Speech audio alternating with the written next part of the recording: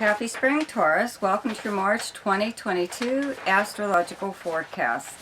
So the sun is in Pisces, and where you have Pisces in your chart is your, let's see here, your 11th house. Okay, there's a new moon here on the 2nd, and Mercury moves here on the 9th, and it's actually moving very fast. Mercury flies through Pisces and moves into Aries on the 27th. So if you have anything going on in your 11th house, but I'll get to that in a minute, get it done as soon as you can. And you also have Jupiter and Neptune in Pisces right now in your 11th house of sociability, your friends, acquaintances, where you would normally go to hang out. It's any kind of group or organization that you belong to. It's also social media, socializing online. It's networking even, getting out and meeting people. But if you're unable to go out, or if you still don't want to go out in public due to the pandemic and whatever, you're still able to socialize online. And having Jupiter here does open up a lot of possibilities for you to meet a lot of really nice people. In fact, you could become pretty good friends with someone, especially someone from another country, okay, or who lives at a distance from you, or who is from a completely different background than yours. They're more than likely from a different culture, whatever, okay? So anyways, having the sun here does make you feel like, excuse me, I have a hair hanging down here, really wanting to talk to your friends again if you haven't been in touch with them lately, or catch up on what everybody's up to, or something or other, just getting out and doing stuff. It depends on where you live and what the weather's like.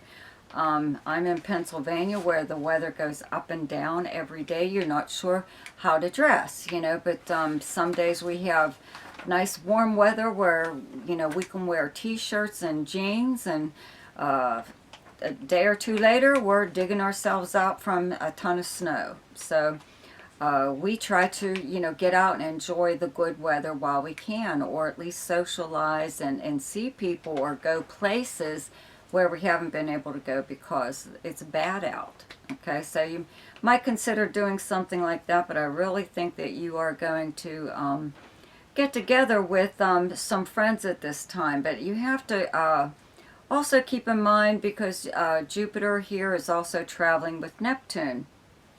A lot of times you could meet people who appear in your mind to be like a guru of some kind. They could turn you on to different philosophies, or some way of life, or whatever, different spiritual or religious beliefs. They could be influencing you in some way, and this might be the time that you actually meet someone like that. Okay, you have all kinds of possibilities here to bring in people that are very good for you, but then you also have the opportunity for someone to kind of pull the wool over your eyes when it comes to your good nature, or your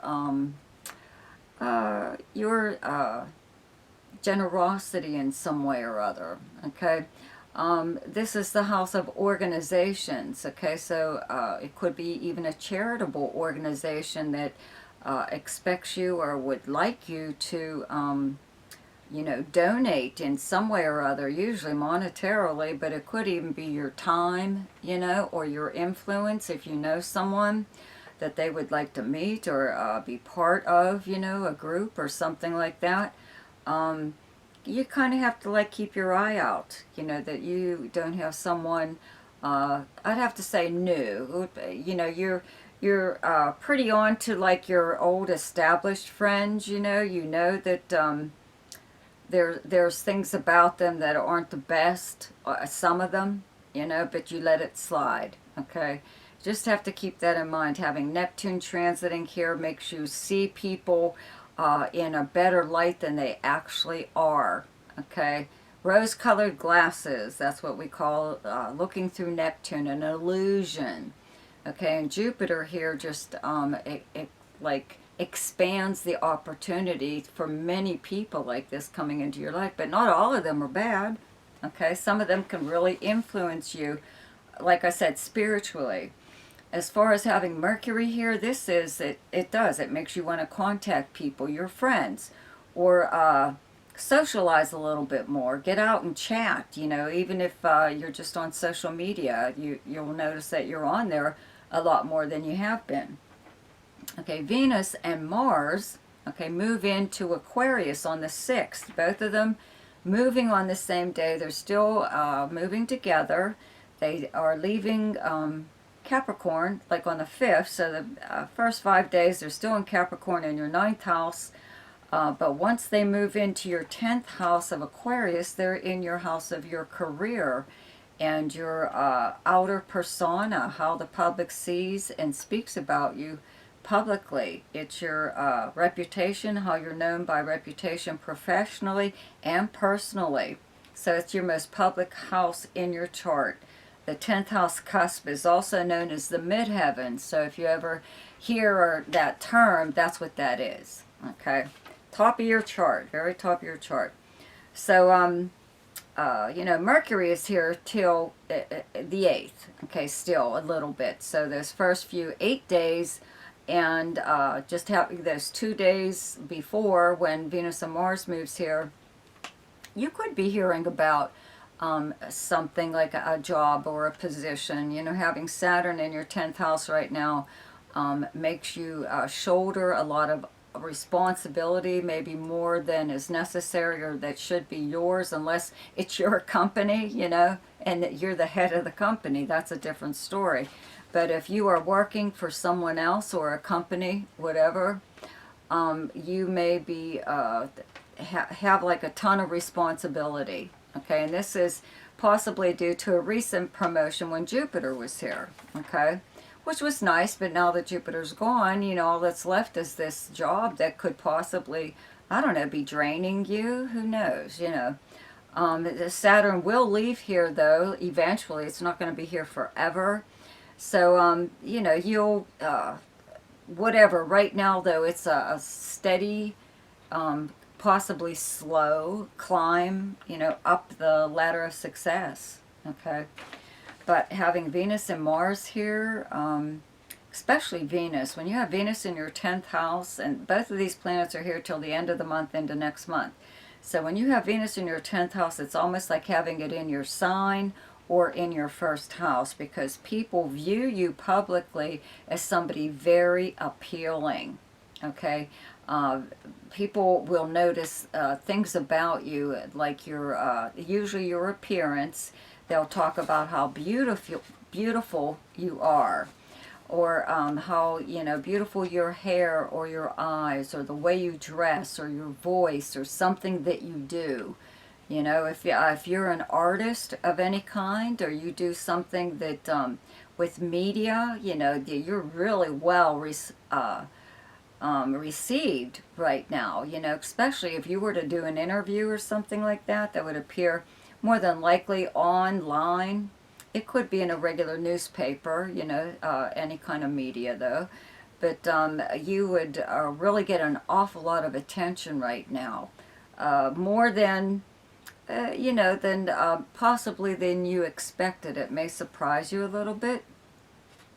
Having Mars here, though, does make you a little bit more competitive at this time. Mars is the ego planet. It's the me planet. It is very enthusiastic and very energetic in going after what it wants, okay? And wherever it's transiting, there's an awful lot of activity. So if it's in your 10th house of your career, I would have to say that maybe you are going after a better position, or more more clout, more money even possibly. You've got all the responsibility, or so it looks like, okay?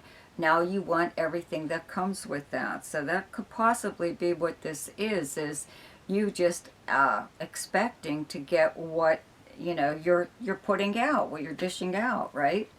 And as it should be. But Mars, like I said, it is a competitive planet. You may be in competition for another position within your company. Okay. Now, if you don't work at all, okay, this is in regards to your social status, this social climbing. It's even being acknowledged for, holding a certain position, even if it's like just in your community. But it could be within a group of people that could be like really like esoteric in some way or other. There's something very special and unique about them. You have to remember that you have the planet Uranus in your sign, in your first house, which is bringing out your weirdness, okay? Whatever weird thing that you thought about yourself that you had, it is coming to the surface.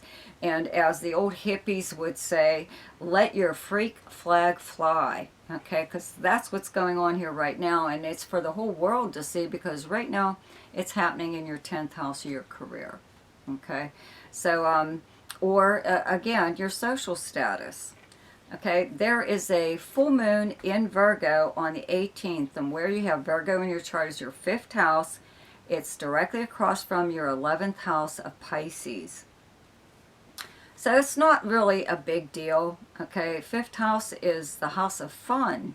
Fun and romance and speculation, games of any kind, sports, parties, big romance thing. Okay, so around this time, possibly, maybe, I'd have to say something could happen, let's say like in your love life.